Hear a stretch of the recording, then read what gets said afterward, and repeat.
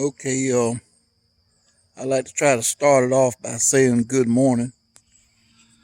Um, my name is, or they call me TC, but my name is Tony. And I think I did a video on pest control. But today is June 2nd, and I had put this deer netting up just to show you how relentless that deer are. I put this vinyl fencing up, and so all went well until I decided over the weekend that the deer more than likely would not go into an enclosed area. You know, like if you leave a gate open and maybe they would walk in there. I'm here to tell you that I was wrong, and so I had left this end open, and the deer returned.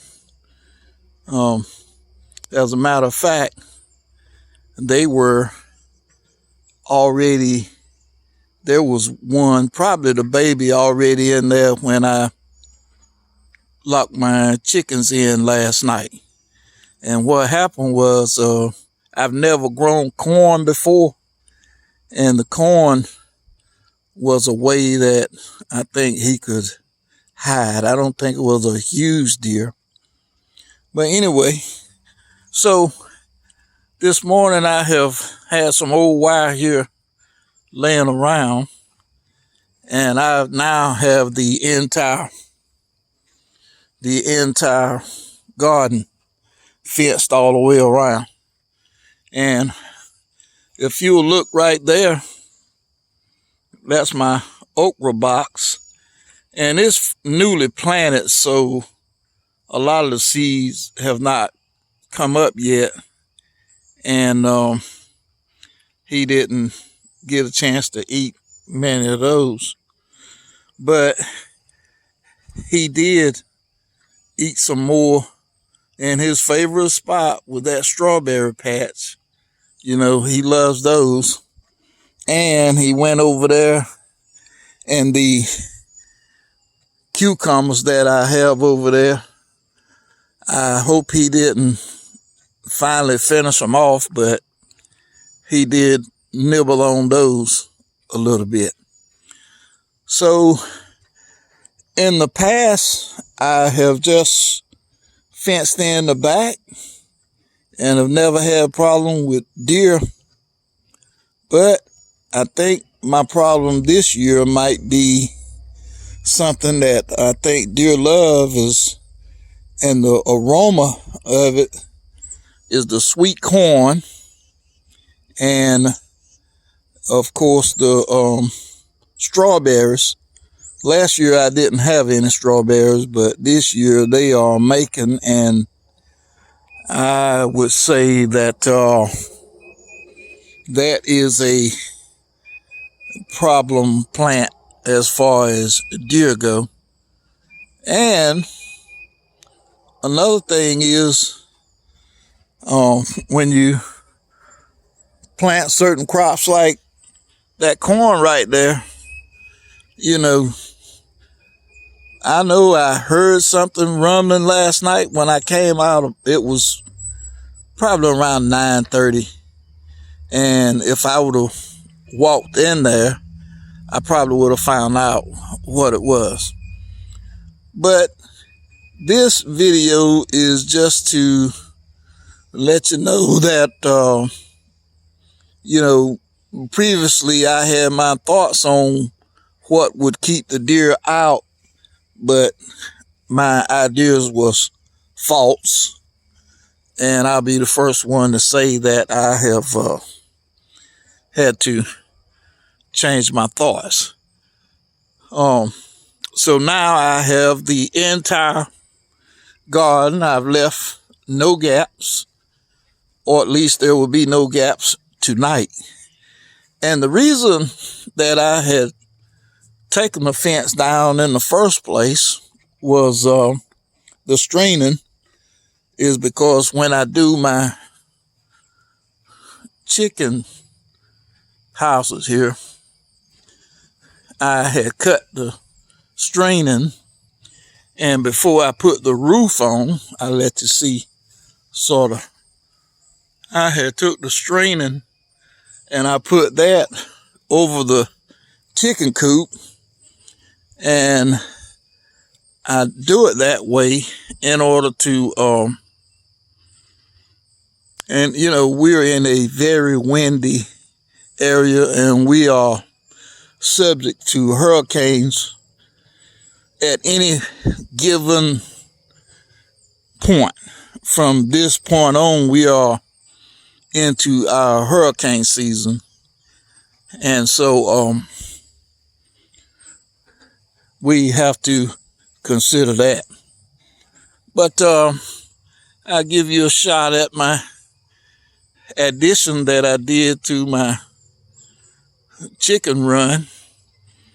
And that is because I have new babies, and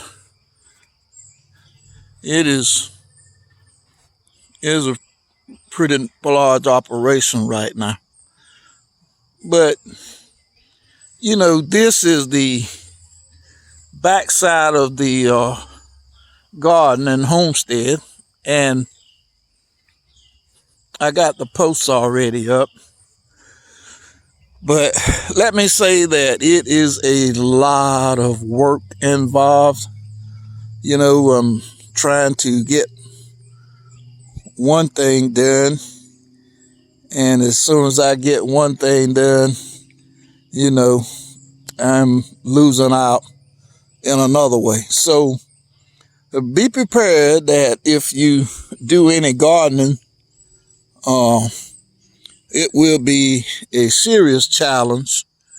I guess that's the reason why people don't do it, because it seems like the simplest thing in the world to do is, you know, raising your own food and homesteading and all, but in all reality, it can be very complicated. The reason it's complicated is, like I said, you gotta prepare for the area that you live in. This area, it gets very hot. You know, we're down in the south. So I chose to put roofs over my entire chicken coop and just taking a chance on, you know, the storm. I'm putting it as secure as I possibly can, but I'm taking a risk that the storm will blow the top off. And so if it blows the tin off, then I got to worry about predators getting in. So I've doubled up, hoping now, not saying that it'll work, but hoping that if that tin blows off the roof, then I have the vinyl screening on top, and you know, if it just don't blow my entire coop over, then the chickens will be secure from, you know, birds of prey, and hopefully it will detour opossums and raccoons and weasels and, you know, I don't know how to say it, but everything in the world, you know, loves chicken. All the predator animals, or I guess we call them carnivores that eat meat, every one of them, including the black bear, you know, he may even raid the chicken coop. So through and by that, you know, I've got the posts already in place, and as soon as I get done with the coop, then I will put a different kind of way harder wire back here to detour, you know, as much as bear or whatever might, you know, come up through these woods here. I'm on some pretty big woods, and there's just no telling what might come up. It may be a coyote, or I've said it once before. We have a lot of predator animals on this East Coast here, and we do have the American bald eagle. He's here. I've seen him. I've seen him on the landfill, and I've seen him fly across the road. So, it's a very complicated process here. You have a lot to do. And then, we got the insects, infestations that come around, and it's just a constant challenge. And as far as me, I sort of like a good challenge. And I love animals. That is why it never comes to mind for me to, shoot the deer. My neighbors say, you might need to just shoot the deer. And they say, if he's eating your food, you can do it illegally. You can shoot him in your garden. But I'm not going to sit up and shoot the deer. If I couldn't afford to, put the wiring up to keep them out, I might have to consider that. But now let me show you about this stringing that I intend to leave up. The reason I'm going to leave it up, okay, now I hated that this moth is trapped right here. But you see how he's trapped in that stringing? Okay. He looks like he could eat a lot of stuff. And look, he's not even dead, But he is trapped up in there. He don't know how to get out. He flew around and got trapped. But anyway, just touching on pest control and, letting you know before you get into your gardening to be prepared for whatever area you may live in throughout the United States and the world. This video could go worldwide from YouTube. So this is your boy TC from TC's Homesteading, and I'm signing off. And I won't sign off without just saying to you, I hope you have a nice day. That is a terrible way to shoot a video, but and that's the best I can do. All right. Y'all have a good one. Goodbye.